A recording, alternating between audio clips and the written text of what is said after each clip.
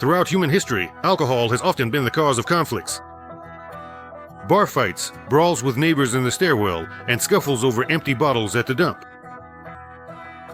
But for alcohol to actually start a nuclear war, that's truly a first. The former puppet president of Russia, who is now the official spokesperson for Dmitry Medvedev's notorious hangover, has provocatively initiated a nuclear escalation with the United States of America, a truly alarming development.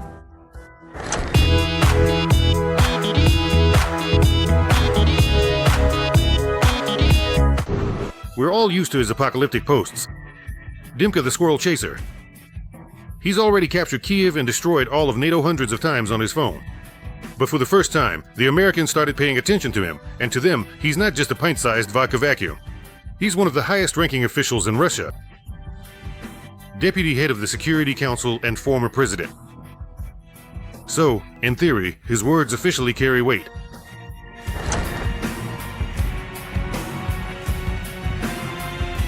And so, in Washington, someone finally got around to Medvedev's Twitter and showed it to Trump. And Uncle Donald blew a fuse. Because Medvedev is openly threatening him personally, and all of America.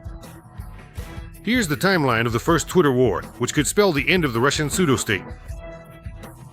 Medvedev posts after Trump's ultimatum demanding the war be stopped within 10 days. Trump is playing the ultimatum game with Russia. 50 days or 10. He should remember two things. Russia is not Israel, and not even Iran. Every new ultimatum is a threat and a step toward war. Not between Russia and Ukraine, but with his own country.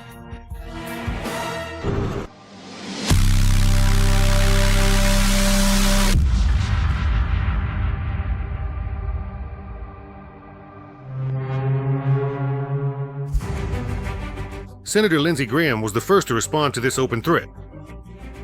He wrote in a rather diplomatic way that it's better to sit down at the negotiating table, otherwise Moscow will be deeply disappointed. In other words, I'm a fool, I didn't serve you, drop your weapons. Medvedev didn't get the hint and kept posting Russia's verdict on his Twitter. Neither you nor Trump get to dictate the terms. Negotiations will only happen after all the objectives of the special military operation are achieved. Mind your own country, old man. All disappointments. They come from excessive expectations. And that's when a gentleman from the White House stepped in. Maybe right after smashing half his office with a golf club. Trump wrote that he would strangle both Russia and its trading partners with sanctions. Let them drag their debt economies down together. I don't care. We traded very little with India. The tariffs are too high. Some of the highest in the world. Similarly, Russia and the US hardly do any business together. Let it stay that way. President Trump obviously understands leverage better than anyone. And I think he will announce that on August 8th, without a ceasefire, he is going to impose, I'd say, devastating tariffs and sanctions against Russia. After all, how are they financing this war? How can they pay a new recruit? The point is, Putin needs to sell his oil. He sells it to China, India, and Brazil. And now these countries doing business with Russia will face some pretty serious consequences.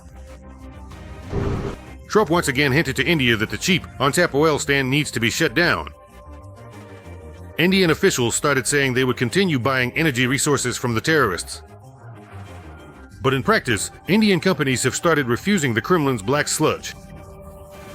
The largest Indian oil refinery has already switched to civilized oil. Indian state-owned oil refineries completely stopped buying Russian oil last week. A significant development. That's exactly what Sasha and I just started talking about now. This happened after US President Donald Trump threatened to impose 100% tariffs on countries buying Russian oil. Trump didn't stop there and personally went after Dmitry Medvedev. Quoting the classic, and, let's say, Medvedev should watch his words. He's an unlucky former president of Russia who thinks he's still president. He's treading on very dangerous ground. Obviously, Medvedev managed to get under Trump's skin personally. And Medvedev himself was quite surprised by this, because no one has taken his statements seriously for a long time. They just get sent off as scripts for Yeralash. Medvedev was honestly flattered by such attention. The US president himself noticed him and even engaged in a debate. That's when Dimka really got going. And before that, he tore through his minibar. The next post was already over the line.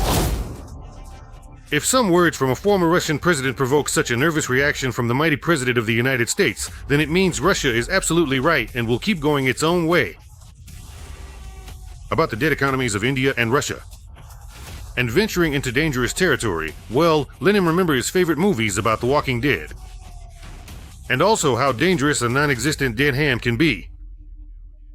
For those who didn't get it, dead hand? That's the Russian system for controlling nuclear warheads, allowing them to be launched automatically. And there, to take revenge on the enemy, that's when the perimeter system, nicknamed Dead Hand, comes into play. It was created in the USSR, and so far, there's no information that it's been deactivated. Yes, there are a lot of rumors and legends about it. People say all sorts of things, but we do know a few facts. In other words, Medvedev is threatening Trump with a nuclear strike. According to the Kremlin, which, of course, Dima wouldn't even open a bottle of beer without their say-so, the Americans were supposed to get really scared and go into hiding. Somewhere under the Hoover Dam. But Comrade Trump is known for not being someone you should joke around with. And especially not threaten, or worse, make fun of him. Almost immediately, Trump announced that in response to Medvedev's provocative words, he was sending 2 nuclear-powered submarines to the Russian coast. 2 nuclear submarines armed with nuclear weapons. Medvedev talks about nuclear weapons, and when it comes to nuclear weapons, we have to be ready. And we are fully prepared. As they say, they talked themselves into trouble. Trump spent half a year trying to befriend Putin. He tried to save Russia. He promised her the world, even Ukrainian territories. Even at the risk of his own approval ratings, he kept up the dialogue with the Kremlin. And in return, he got drunken mockery from the former, or rather, the ex-president of Russia. After such a heated reaction from Trump, Medvedev quickly deleted all his messages and disappeared from the information space.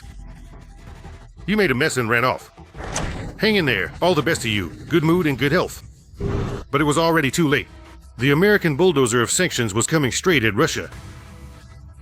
Medvedev, with his own little fingers, practically brought the whole swamp country to the brink of destruction. We wouldn't be surprised if he joins the ranks of Russian top managers who are constantly careless with weapons or open windows. Another mysterious death. In Moscow, the vice president of Transneft, Andrei Badalov, has died, according to Telegram channels close to law enforcement. He fell from the balcony of a 17th floor apartment on Rublyovska Highway. Trump's threats are already starting to come true. Following Indian companies that are refusing Russian oil, banks in the United Arab Emirates have begun to distance themselves from the Russian economy. They're already cleaning up their client base. About 30% of Russian enterprises have received notifications about restrictions on financial operations or the closure of bank accounts. And the Emirates used to be a safe haven for Russian businesses under sanctions. Now, thanks to the Twitter war, the not-so-friendly haven has closed its doors. Otherwise, you'll get hit in the head with it. You'll be completely dead. At the same time, the US has once again started wrapping up military aid to Ukraine. There's already a $50 billion bill in the Senate. Of that, $30 billion is direct military aid. $3 billion is for replenishing foreign military financing. $6 billion a year will go toward increasing the presidential drawdown authority for pulling resources from Pentagon stockpiles.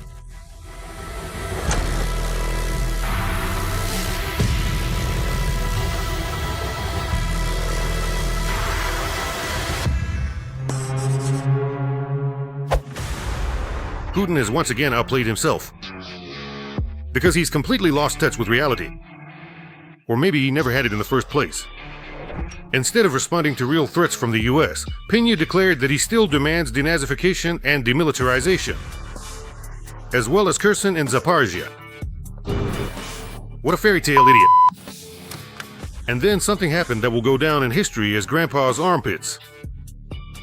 Putin, together with his trained spits, had a little sit-down on the porch. Guess 3 times what? What did Grandpa pull out of his holy pocket? Of course, it was a hazelnut. The first thing I want to say about this. We have produced the first serially manufactured Orshnik complex. The first serial Oreshnitsa.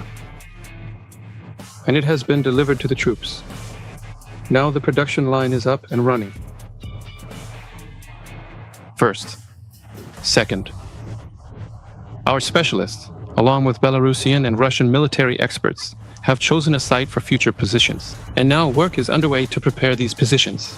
So, most likely, we'll have this issue sorted out by the end of the year.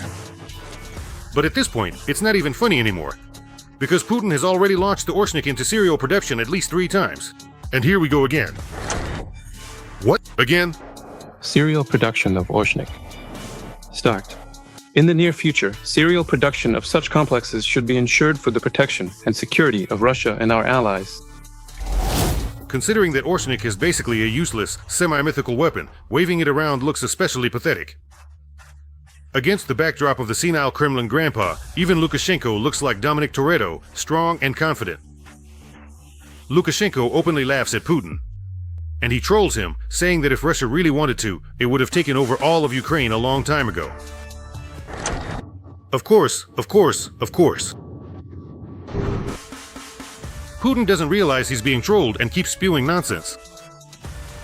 2 of his statements will be fatal for Putin. The first is about how Russia supposedly has no unnecessary losses at the front. Losses. Sooner or later, his own orcs will tear him apart for these words. In this sense, we don't have a single, unified loss. In vain. Our command makes irrational decisions, sending us to certain death. Half their platoon, I'd already told you, half are wounded, half are dead, and those who are left have pulled back. They're digging their own grave. Like, help us figure this out. Honestly, we just don't want to take part in such a senseless assault. The second statement by Putin puts a final nail in the coffin of his international status. For the first time, Putin personally stated that Russia is fighting to seize territories. The Russians will quietly bite off pieces, capture them, and then move on, reclaiming even more territory. They'll take it back. Yeah, they'll take it back, they will. This is our day.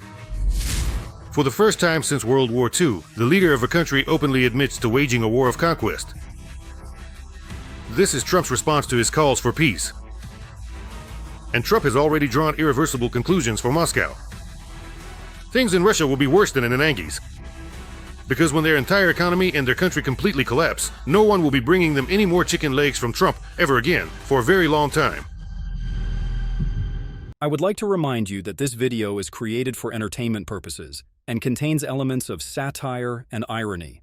All facts and events are presented in a hyperbolized or exaggerated form to convey a comedic or dramatic effect.